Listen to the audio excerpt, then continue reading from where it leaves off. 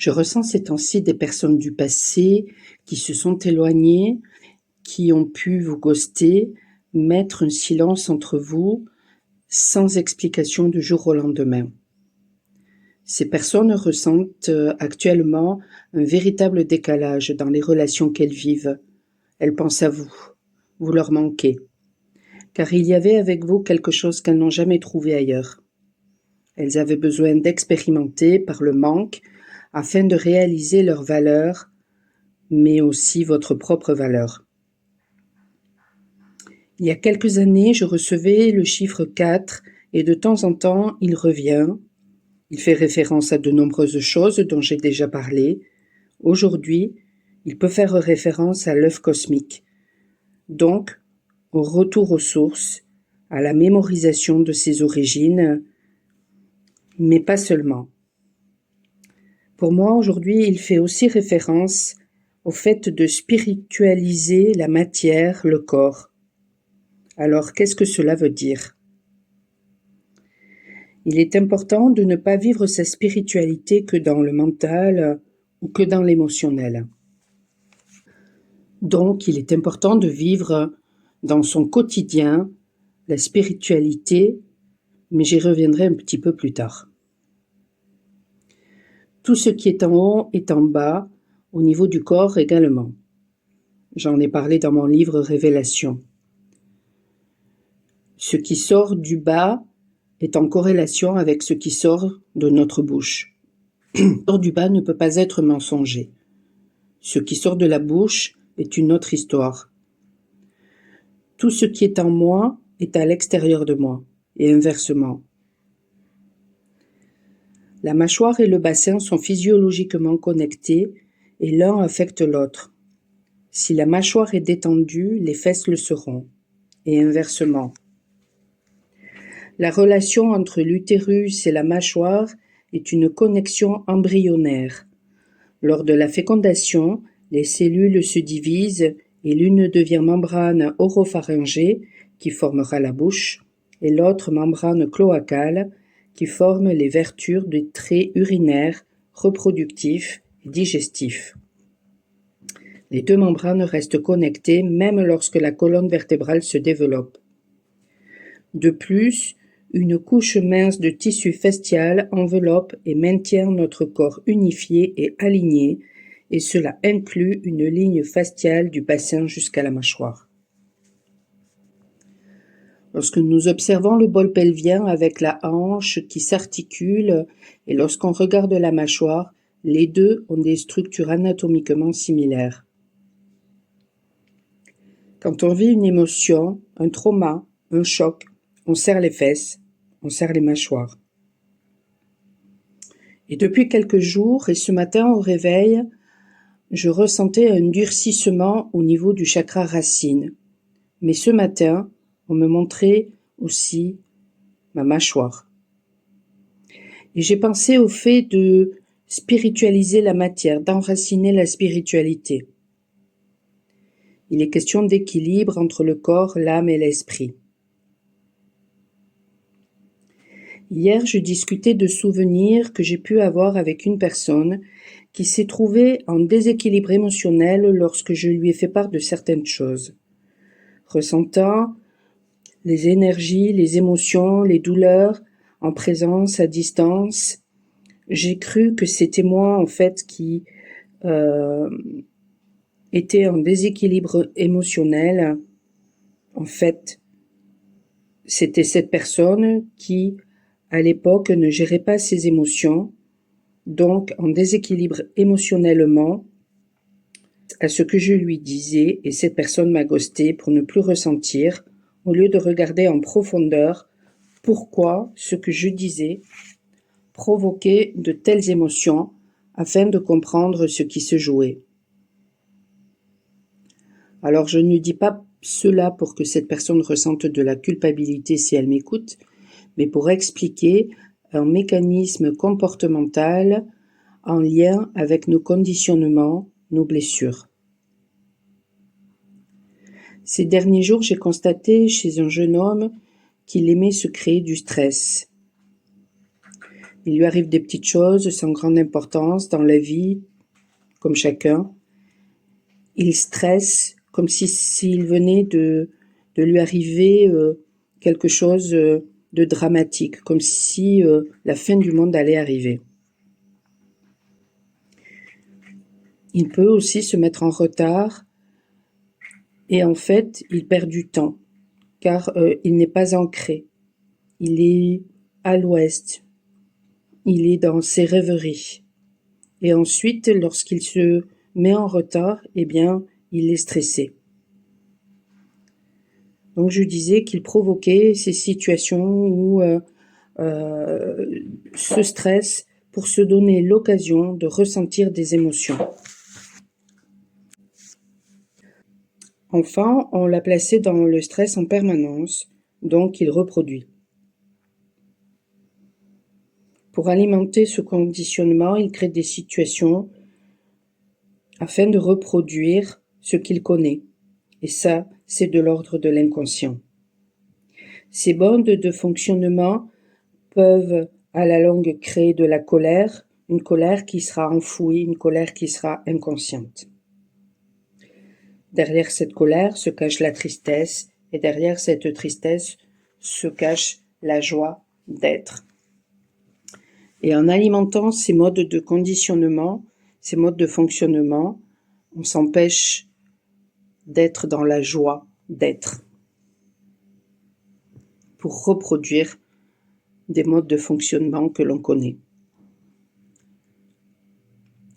Ce matin, lorsque je ressentais ce durcissement au niveau du chakra racine, on me montrait les mâchoires.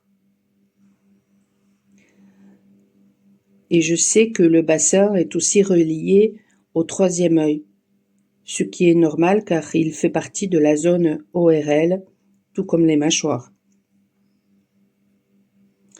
Lorsque nous gardons de la colère, lorsque nous avons subi une intrusion, par exemple, lorsque nous étions enfants, nous pouvons avoir des problèmes au niveau de la mâchoire, de la bouche, du troisième œil, des oreilles. Nos barrières mentales, nos résistances, nos conditionnements provoquent nos blocages. Donc, nous manquerons à ce moment-là de feu. Ou alors, parce que justement nous manquons de feu, nous pouvons avoir des blocages. Et physiquement, vous pouvez aussi avoir des gaz. Ce feu est un feu divin qui nous permet de matérialiser nos désirs, de reprendre notre pouvoir. C'est le feu des sages, c'est l'Athanor. Et c'est ainsi vous pouvez ressentir une purification justement par le feu. Vous pouvez ressentir soudainement une grosse chaleur qui vous envahit comme ça sans raison et qui s'en va quasiment instantanément. Et ce feu intérieur a besoin d'être maîtrisé tout comme notre eau, nos émotions, notre mental, notre air a eu besoin à un moment donné d'être maîtrisé. La différence, c'est que ce feu, la maîtrise de ce feu se passe, à mon avis, en tout cas c'est ce que je ressens, c'est ce que je perçois, grâce à notre terre, grâce à notre corps physique. À moins que ce soit juste mes ressentis qui s'accentuent davantage. Et donc du coup, ce que je ne ressentais pas forcément au niveau émotionnel et mental, je le ressens davantage au niveau du feu, au niveau de l'énergie. Hier, je discutais avec une personne et je lui disais qu'elle était intelligente. En fait, il était question d'intelligence émotionnelle. Afin d'incarner pleinement qui nous sommes, afin de spiritualiser la matière, d'ancrer la spiritualité, il est nécessaire de se servir de cette intelligence émotionnelle pour reprendre son pouvoir, pour briller. Et c'est cela, spiritualiser la matière ou ancrer notre spiritualité. C'est montrer qui nous sommes dans le quotidien, c'est incarner notre qualité spirituelle, mais pas seulement dans le mental, pas seulement émotionnellement.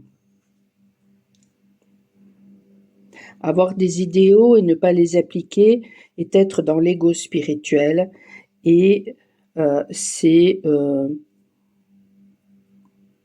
ce que beaucoup font finalement, ils n'appliquent pas leurs idéaux dans la matière.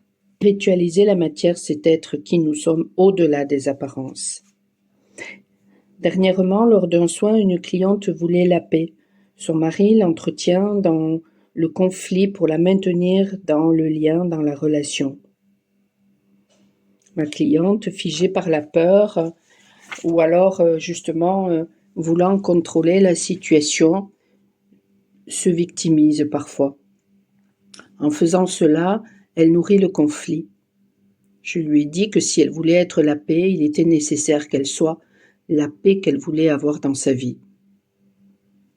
Et c'est ça incarner notre spiritualité. Et notre intelligence nous permet de comprendre et de conscientiser ce qui se joue afin d'incarner qui nous sommes. Notre intelligence est multiple, elle peut être émotionnelle, intuitive, raisonnée, logique, et en fait, nous avons besoin d'avoir toutes ces intelligences qui collaborent entre elles.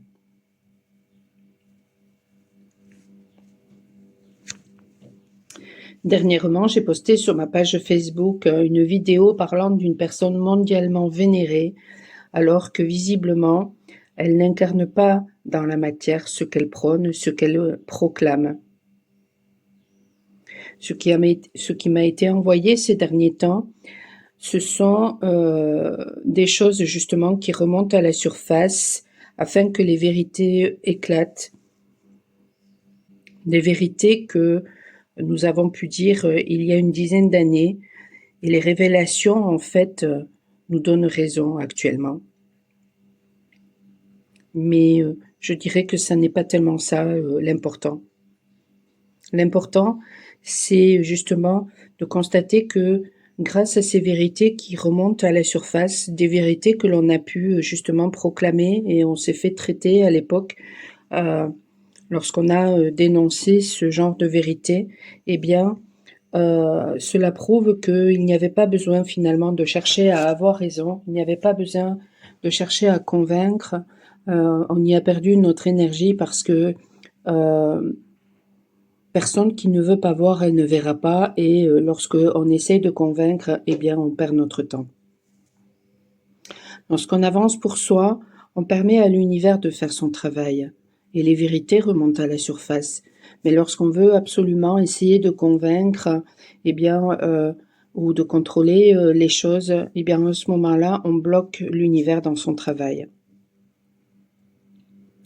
Donc si vous voulez l'amour, si vous voulez la paix, soyez l'amour que vous voulez avoir dans votre vie. Soyez la paix que vous voulez avoir dans votre vie. Lorsqu'on spiritualise la matière, lorsqu'on ancre sa spiritualité, la puissance de l'intention se manifeste. Lorsque je fais des soins, en tout cas c'est ce que j'ai constaté depuis plusieurs années, j'ai la possibilité de faire des soins que ce soit en présence ou à distance, hein, tout fonctionne de toute façon. Je l'ai constaté. Eh bien, je peux faire des soins autant avec mes mains que avec ma voix, que avec mes yeux, que avec ma conscience. Et dernièrement, j'ai même expérimenté avec la prière. Une cliente parasitée me contactait et cette cliente en fait n'avait pas la possibilité de m'acheter un soin, donc je lui ai demandé l'autorisation de faire quelque chose si elle était d'accord. Ça a été le cas et j'ai juste prié.